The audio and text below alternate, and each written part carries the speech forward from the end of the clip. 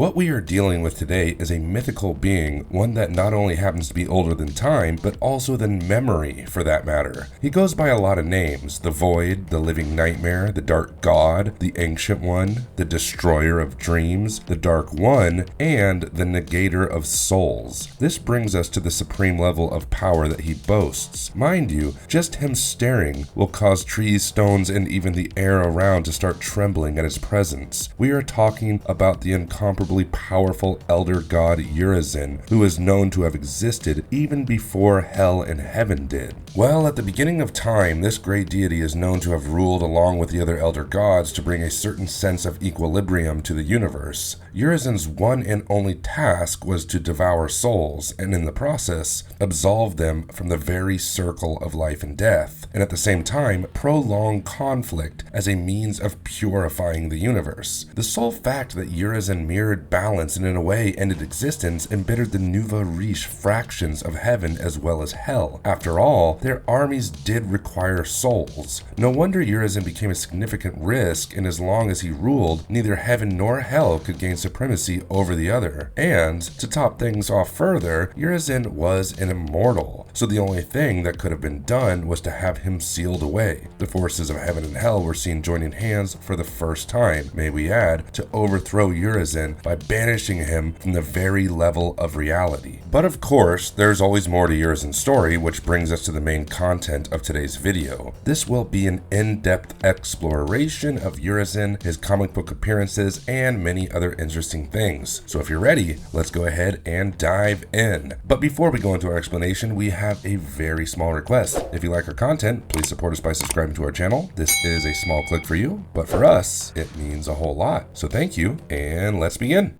Comic book appearances of Urizen. The character of Urizen was first introduced in the 93rd issue of Todd McFarlane's Spawn comic book series titled The Devil's Banquet. The issue begins with a brooding Spawn on a rooftop and the ghost of Al Simmons appearing behind him. He warns Spawn that something bad is about to happen, that someone is going to get seriously hurt, and further tells him to watch his back before disappearing. Spawn glides from the rooftop. His red cape almost covers the sky when he does so, and the sound of his rattling chains feels like a distant thunder. Those who look up might see glimpses of the shadowy figure before the latter dissolves into the darkness and vanishes. But mind you, people who get to see him are bound to get nightmares for the rest of their lives. Moving on with the story, we are taken to a country house in Sussex, England, where we get to see a group of fancy people at a table. While they look like a group of 7 rich but ordinary people enjoying a hearty meal and conversation over endless glasses of wine, they are ultimately seen drawing out chits. The room soon falls absolutely silent, and the only rustle that can be heard is that, of course, chits being unfolded.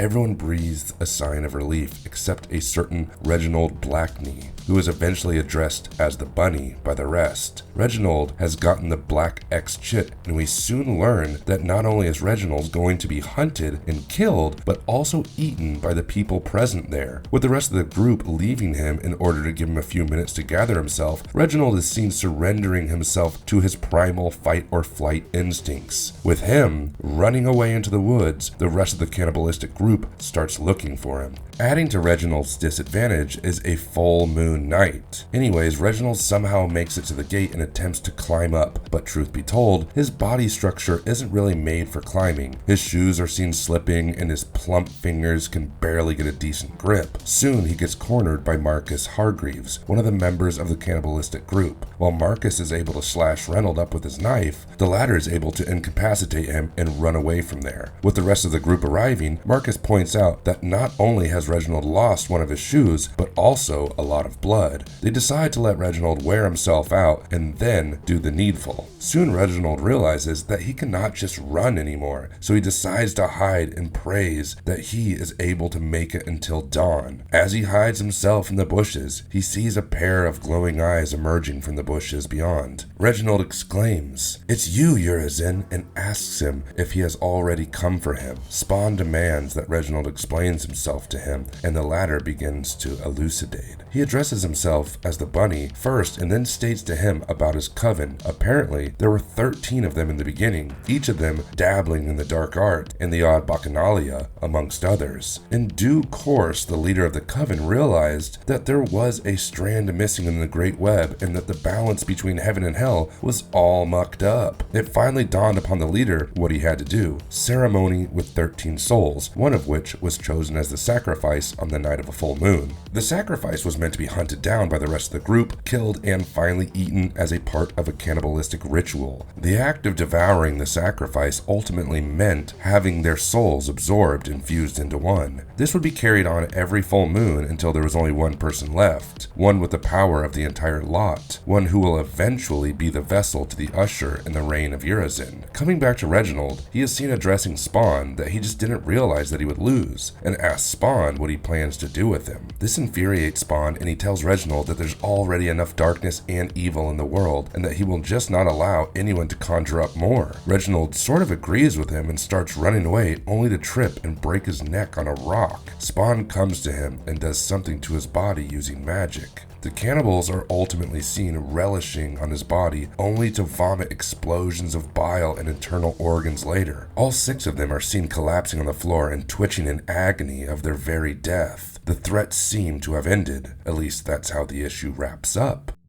Cracks in the Foundation, issue 95. The issue opens up with 2 criminals in a speeding car meeting their fated ends in a violent car crash, and all thanks to Spawn for causing it. But unbeknownst to Spawn, 2 minor gate opener demons, Ab and Zab, who were sent to Earth by Malbogia, end up inhabiting the very bodies of the murderers. The demons walk into a nearby diner where they are seen discussing something about the Big One and the end of the goddamn world. We also learn that these demons are known essentially for opening portals to hell in order to bring in certain demons. Well, no point for guessing who they have plans to bring in this time. Coming back to Spawn, he is seen staring at his gravestone. Of course, it is still difficult for him to process things and let go of his past. The ghost of Al Simmons is seen to appear again. He tells Spawn to be prepared for what's about to come. According to Simmons, things are going to get very hot, and there's not a lot that Spawn can do about it, so he tells him to do his very best to survive. As for Ab and Zab, we finally learn of their plan. The demons require 13 human sacrifices in order to release Urizen from his imprisonment. As part of their plan, they are seen bringing out their guns. Some they hold down and some they shoot at. In short, they are seen ultimately killing them and bringing their bodies on top of a nearby cliff. Next, they are seen tying the bodies against the respective wooden poles and setting all the bodies on fire. The sacrificial fire starts forming into this giant, thick, black cloud of smoke. Spawn, sensing the danger, is seen leaving the graveyard and going directly to the burning cliff in order to investigate, but he arrives there only to come face to face with the Ancient One, the all-powerful Yurizen.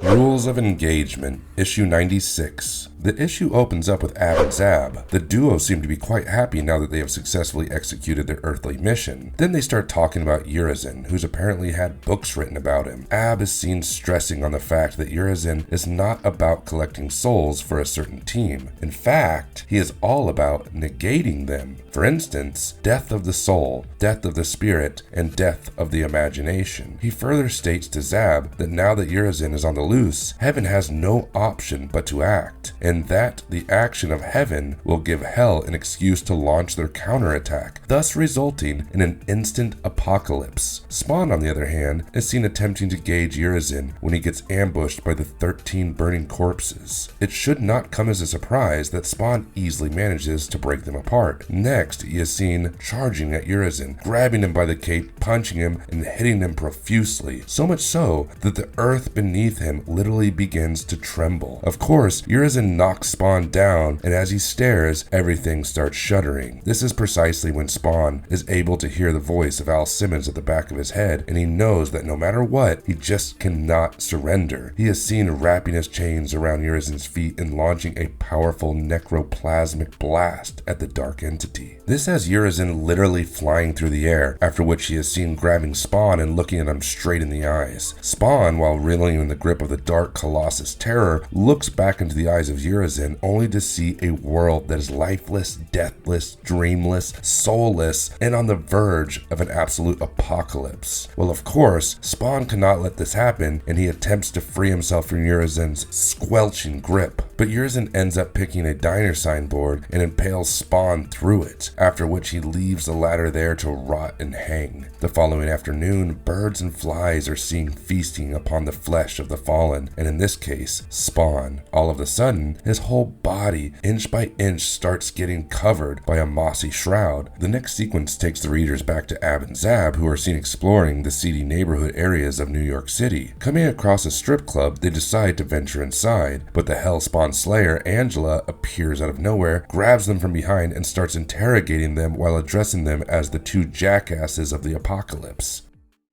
Heaven's Folly, Issue 97. This issue begins with Spawn being pulled into the living sentient planet Greenworld. He is given a gift of great power and asked to use it wisely upon his return back to Earth. Spawn wakes up to find Angela there. She tells him that they have some serious catching up to do. As much as Spawn is surprised to see her, Angela gets straight to the point and tells him that she is there to help him. Of course, Spawn tells her that he does not trust her, to which the Hellspawn Slayer states to him that if she had to kill him, she would have done that long back. She finally proposes to him that they work together and go save the world. Next, we find Ab and Zab captured and tied up with angelic ribbons in an abandoned warehouse. The duo come to the realization that they should have not told Angela what they were up to, and their actions will lead them to getting tortured literally for an eternity. At the same time, 3 kilometers away from Melise, an old lady is seen slaughtering her children to death with a knife. It is soon disclosed that Urizen is responsible for this. Well, not just for this. The dark deity has been moving all through Melise, putting everyone in some kind of hypnotic trance. He is either seen influencing the locals to go into depression and become suicidal, or simply turn them into mindless serial killers. As far as things are concerned in heaven, the angels are seen prepping themselves for a battle against Urizen, when one of them receives a transmission from the throne that gives them the order to not interfere with Urizen, and if they do so, the apocalypse will begin right away. Meanwhile, Spawn and Angela finally make it to Nova Scotia in order to meet Calistro. With the duo asking him how can they destroy Urizen, Calistro tells them that they can never destroy him, but what they can do is certainly contain him. Upon getting asked about Ab and Zab, he tells them that they are minor demons, ones who unlock gates between the two worlds. With Angela asking Calistro who would have sent the demons, he tells him that he does not know and that they are freelancers, who could have been hired by anyone with a desire of making the apocalypse take place sooner rather than later. Not getting further answers from Calistro, Spawn walks out but gets stopped by Angela, who later ends up kissing him, much to his surprise. It is then that Angela tells him that he cannot always react all the time, and that certain circumstances require a bit of reflection, and that he needs to figure out what he has to become. Up in the heavenly realm of Aether, other angels are seen arriving, and all of them eventually come to the conclusion that they will be moving ahead with their battle against Urizen no matter what. This issue ends with Urizen's victims, the ones who weren't driven to suicide by madness and despair, moving slowly and silently like soulless beings, and at the backdrop stands the mighty Urizen, throwing his very hook into the ground and cracking the surface, while giving us readers a nice peek into the hellfire. The Trouble with Angels, Issue 98. Spawn is seen torturing the demons Ab and Zab and looking for answers from them. He almost has the demons choked up to the wall. Angela is there too, and she suggests that the duo answer Spawn immediately. By the looks of Ab and Zab, they are both intimidated, and even them attempting to speak, they were unable to. This is when Angela realizes that they are bound by a certain silence charm that makes them physically incapable of saying the name of whoever hired them to release Urizen in the first place. Spawn realizes that the demons will be useful to them, so he grabs them and tells Angela that they will also be coming along. Meanwhile, in the celestial realm of Aether, phalanxes of angelic warriors are seen gearing themselves up for the up-and-coming battle against Urizen. Out of them, a certain sect of angels decide not to go against the council and stay back. Back in Melise, Spawn and Angela are seen looking up to the destruction that Urizen has already caused. They are seen discussing their plans. Spawn tells Angela Angela that their first move will be containment, after which he is literally seen summoning an entire wall of trees to hold Urizen for a while. This not only shocks the demons, but also Angela, who can't help herself but to ask Spawn how he managed to do it. Spawn reveals to her that it is a gift and no points for guessing, one from Greenworld. Angela eventually picks up the signal that the angels are arriving and tells Spawn to wait there before teleporting away to stop them. Angela tells her fellow warriors not to cross over the threshold of the terrestrial plane, as all hell will break loose if they do that. She further tells them that it is a scheme of the enemy, and if they interfere, they will simply usher in the final war. Looking at Angela, one can easily make out that she is ready to go to every extent in order to not let that happen. Speaking of Spawn, he is already engaged in a fierce battle with Urizen. He is even seen picking up and hurling what looks like some kind of skyscraper right at Urizen, which the latter obviously breaks into pieces. There comes a moment when Urizen is literally seen trying to squash Spawn by stepping on him, but the issue ends with Spawn projecting a powerful necroplasmic blast at Urizen.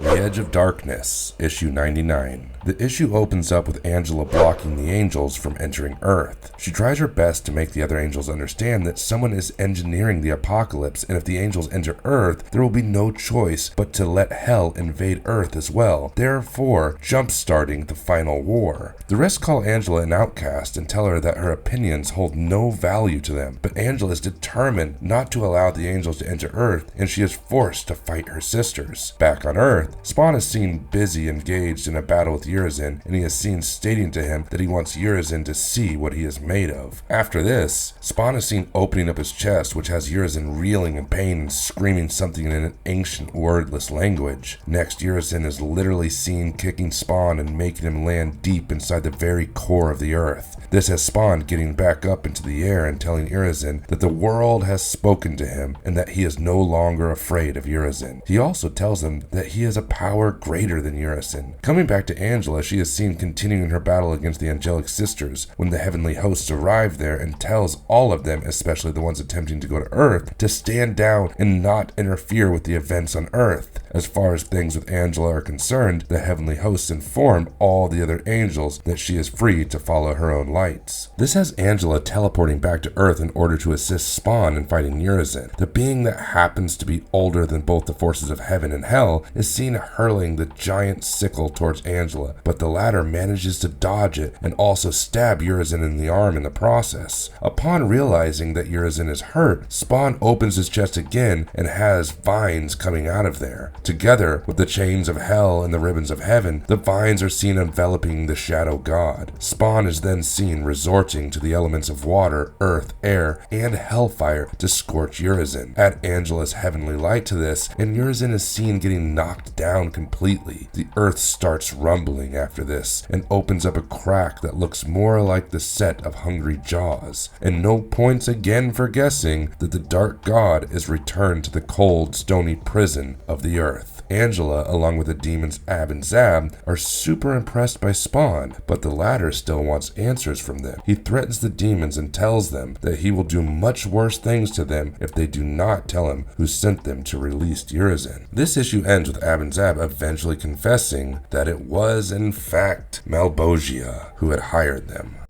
Yurizen Returns, Issue 104. The issue begins with the people of Marais attending a community church session. Among the attendees are a trio of kids who look like they are brothers. Another kid with jet black hair, one that goes by the name of Mikey Malloy, is also present there, but he, for some reason, seems to be scared of the trio. We soon learn that the brothers are known as the Miller Boys, a trio of bullies who like to throw rocks at cats, tease the younger boys, be mean, rude, and even disrespectful towards things, but aren't very dangerous. Alas, all that seems to have changed. With the brothers stepping out of the church and walking back home, a familiar shadow seems to be following them. The Miller boys are clearly not scared of anything, especially Preston, and wherever Preston went, the twins followed. As we move ahead with the storyline, we see the boys happily prancing around Wick's field, one that had 5 jet black sentries jutting from the field. The stones were called the Devil's Right Hand, and in reality happened to be the very place where Yurizen Urizen was imprisoned. With Preston jumping from one stone to the other, he lands himself on a shard. This lets Preston have a horde of visions, vision of Urizen and whatever happened to the town of Melise when Urizen had attacked it. Preston finally feels like he knows it all, now that he becomes possessed by the power of Urizen. He is seen sharing his power along with his younger brothers, Darren and Daryl. Over the next 5 weeks, the Miller boys have repetitively bullied Mikey Malloy, often addressing the latter as a piggy. One such event at school had the teacher telling the Miller boys to apologize to Mikey, but this only leads to the teacher getting choked. All credits to the new demonic powers of the brothers. As we move further ahead with the storyline, the boys are seen entering a pig farm and ruthlessly slaughtering all the pigs there. It is Halloween time and they are in need of costumes, or in other words, pig skins to be more precise. Soon the night arrives and everyone is trick-or-treating. The boys dress themselves up in pig skins and are able to locate Mikey. They knock him down, capture and tie him up in a barn. While Darren and Daniel are seen tormenting Mikey, Preston, on the other hand, starts transforming into a giant pig-like creature, much to Mikey's absolute horror. It is precisely during that time Spawn bursts right in and realizes that Urizen has returned back again. A transformed Preston charges right at Spawn, which leads to Spawn hitting back at the creature and saying, "Enough, playtime is over," while pulling out the shard that has been inside Preston's body all this time. This transforms Preston back to his normal self, and with Spawn finally destroying the shard, the boys lose their demonic powers. Spawn is even seen healing the gaping hole in Preston's chest before leaving. Mikey decides to keep things to himself. Daniel and Darren seem to have lost either the ability or the will to speak. As far as things with Preston are concerned, he falls victim to some strange illness. He is constantly cold, terrified of the dark, and can barely remember the time he had a proper sleep. In short, the Miller boys were never the same again after their encounter with Spawn.